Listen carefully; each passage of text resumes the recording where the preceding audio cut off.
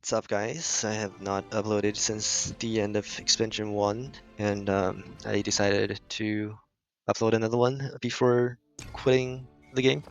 Um, I was looking for other Grand Prix winning decks, but I guess because of the timing, uh, it's always right before new cards get released, so people don't really upload these videos. But it's gonna be my last in this game. So here's are some of my games and the deck. We'll talk about it, and also my experience in the game and what I think where the games are going, probably card games in general. So yeah. So for the deck, I run one copy of Wing Statue. Because I find most of the 1 and 2 drops are terrible. So statue costs 1, I can just dump it so it doesn't burn other cards. I have a lot of card draws in the deck. I don't really like having 2 or more copies, but it's good when you're playing against Rune and they play Casidas and play either a 10-10 plus a 13-13 or 2 13s or more, and you kind of just want to do like 6 damage or less to their face, or 7 to their face to win the game. In those cases, it works with John. Other times, it's also combos with Skullfane. Um, yeah. So as for the two drop slot, I think all of them are garbage. Uh, I don't like the countdown crests, and 2 drops are kind of if you don't, there's only really one turn two. You either have a 2 drop or you don't. And when you don't, you kind of don't want to see those 2 drops in the later stages of the game. One, they take up a card draw, and 2, there's not really that impactful at that stage of the game. You're really just playing them so you don't burn other cards if you have more card draws. So that's that. So I want my top deck to be really powerful, and that's why I just don't run any 2 drops. And for the card they recently nerfed from 2 cost to 4 cost, I at most ran that at 1, and that was like at the previous, before the previous Grand Prix. I don't always have more than 5 crests, so, or 4 crests even. So I just find running those to be not that good. So the curve starts at 3. You just drop Grimnir, and then the 2 drops is just like the luminous sensor, so like the nerf did pretty much nothing to my deck. And then Gilnelise, I originally ran it at 3, but like they're so breaky when you have 2 of them after 10 cost or after turn 10 for both players. I rarely play 2 of them on the same turn and then have enough tempo to play 2 of the spells the following turn and win the game. But I do sometimes need to evolve Gilnelise for the drain before turn 10. Yeah, because I can't always pop my amulets. I don't always have 4 or more crests. So that's that. I run 2 Supplicant of Repose because you always really want to drop Grimnir on 3 and then kind of just follow a curve, and then you kind of drop another 3 drop on 7 or 6, but mostly on 7. So like the curve of this deck's primarily 3 and 4 drops. So like from turn 7, you have 4 turns before, if you don't extend the duration of the crest, and if you play, so that's gonna be turn 11 when it expires, and when you play the second one, it's gonna be turn 15 when it expires, and if you extend the duration, it's gonna be even freaking later. So unless you're fighting against aggro decks, you never want to play the third one. It takes up a slot in your hand and limits your hand size. That's what I mean. And so I run 2. And then I play 3 temples for the mirror. It's also good like against other matchups, but like in the current new expansion, kind of good against Abyss because like they have the Belial card that does 20 damage. Also, it's also good against the Forest that does like 20 damage, but they have like the super 2-drop fuller that super evolves and pops the barrier. So yeah, but I sometimes use it with Skullfane, which I run in 1 copy of in the deck. I have 1. Not too many, but it's impactful enough where when I have less than 4 crests and I need heals and I only have the amulets, that Skullfane becomes essential to pop those amulets. And then the rest kind of standard. I run 2 Salefas because 3 copies of Blinding Fifth is not enough, and you kind of need both the heals and the board clear against sword, right? And other times when you have Grimnir Crest, you can use Super Evo for 5 damage, board clear, and still trigger the other crests. Yeah, and so I run one Skullfane because more are just bricky and it makes your 5-drop crest worse. I cut Wilbert because like pretty much if you're fighting a good player, they always have a Odin for it. So like, and the Wilbert costs 6, so like the third one's just really unnecessary. And you don't really want to hold multiple copies of Wilbert in your hand. They're just like giant bricks, and there are times if you run 3 where when you have all 3 and you just don't want to even play the first one. Or you can't, like you have to play like the Wilbert so you don't burn other cards because you have so many ammos and spells in the deck that you might only be able to play Wilbert if you run 3 copies. And then Himika, sometimes I wish I had 2 because I want to play the first one for the crest and then evolve the second one for the effect. And it's a tutorable board clear, so it's up to debate, and then the rest is kind of just standard stuff, I guess. That's that. I've decided to quit Shadowverse, maybe card games in general as well, and play some other stuff. So, you know, I've been playing card games for years. For those that follow since Yu-Gi-Oh days, that's been like over 12 years.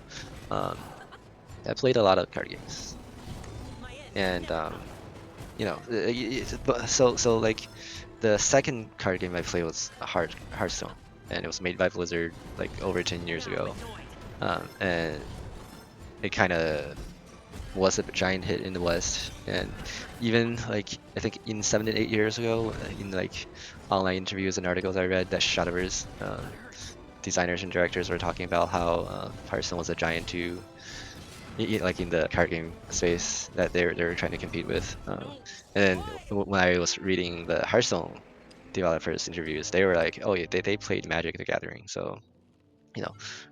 The card games are kind of designed, like Hearthstone's designed to like have the mana system where it increases automatically turn by turn up to 10 so that you don't have to draw mana, like or draw land like in Magic the Gathering.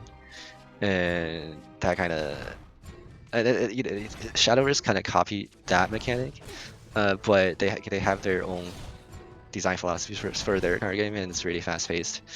And it's just like from where I see the games going, it's just getting faster and faster. I saw some YouTubers making videos mentioning that side games is targeting young Japanese people who's in their early 20s, 30s, going to work in the morning, squeezing in time before and on the metro to play a game of Shadowverse, and they have so few time that the game has to end by like turn 7 or 6, and you know the first Super Evo comes online at turn 7 and 6. So if the game always ends really fast, and they always want to keep Super Evo a thing, like that's when the game's intended to end, like on turn 6 and 7. And so every single card that costs more than that is going to be a game ender in some ways. And for those that follow me since Yu-Gi-Oh days, like might know that I like playing control decks. So my background is in chess. I like playing a game where we go back and forth and kind of see all of our tactics and ideas, you know, pan out, and then see who's better, who's more skilled, right? And then and that's the kind of card game I want to play. I want to see their entire deck. I want to be their entire deck, right? But like so like in the kickoff, like somebody actually PM'd me and said like nobody in the past 10 years has been able to win with a control deck win in a tournament with a control deck, and I got a 10-0, not like so yeah, the Shadowverse is not a game where I am their targeted audience.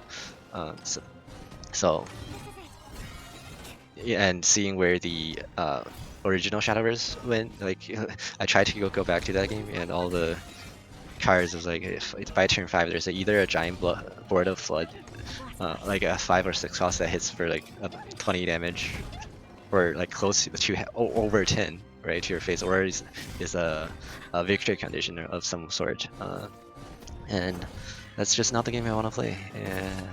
So for the card games I played, I think objectively speaking, for the Western card games, I think Gwent is objectively the best card game. And then Yu-Gi-Oh is the fun game where there are enough cards and mechanics that I don't always have to focus on winning the game to enjoy playing it. Like when I was making Yu-Gi-Oh videos, what I enjoyed was just be able to summon those like very specific monsters onto the board, and what happens after that, I didn't really care. But for like a game like Shadowverse, you're just constantly trying to rush the opponent's face, bringing their health to 0 or reach your special victory condition. That's not the game I want to play, and their deck size is also making your deck inconsistent. Like 40 card deck, you have all your win cons, and you might have like so many duplicate of your win cons that it breaks your hand, or you have so many cards that you just can't draw into your victory condition. So it's like every game feels like a gamble. You know, being a chess player, I don't enjoy that. I want to like play a game where it's mostly in my control. And when I started playing Shadowverse, I actually went to see their old Shadowverse world champion from previous years to see like who's the champion, and has there been any defending champion that defended their world champion title multiple times. And not really. It's pretty much new person every single year. And so like if you think about like traditional sports like tennis or whatever, right, like there's like, or a table, billiards, right, pool, like there's gonna be like a reigning champion for like 10-15 years, and nobody in the world could beat them. And that's not the case for Shadowverse. It's like every year it's like a different person. Nobody's able to defend themselves like for the second time or third time. So so even if like I win Shadowverse Grand Prix like a year for a year, right, I don't expect to win again the year after that.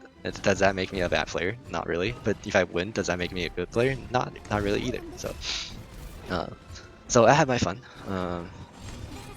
The second expansion I enjoyed the best because there was a lot of healing tools. Well, it's it's by no brainer that I enjoyed Haven this patch or expansion, because Haven has the most healing cards available in their arsenal. It's not like they burst heal like the rune card, like you heal for 8 a turn, but it's like I have so many different healing options that I can throw in a 40 card deck that makes healing a consistent thing against aggro. And also like Haven currently is the only deck that has a way against the A drop rune card. Like in the new expansion for the past 2 days, I've run into like already a couple of people playing multiple copy of the Anthem, and I had to like use the 2-cost Vanish Spell to remove them, because that's the only way in the game where it's, well, one of the few, but it's the most consistent way to remove them. Yeah, that's my thought. So I don't think I want to enjoy Shadowverse when I see it, when I see that it's going to end the game faster and faster, and it's going to be always a rush and stress, and the cards are not really that enticing to play. I might play some other games, play chess, might stream, might not. But just wanted to upload this video since it's another milestone, I guess. So I enjoyed it. I got the champion title. I had a 10-0 Swiss in the kickoff tournament. I'm satisfied. I had enough fun. I spent enough money to support Star Games, so all of those are achieved. And yeah, so for those that follow me for Shadowverse or since Yu-Gi-Oh days, thank you for your support, and I'll talk to you whenever I have my next game. Thank you.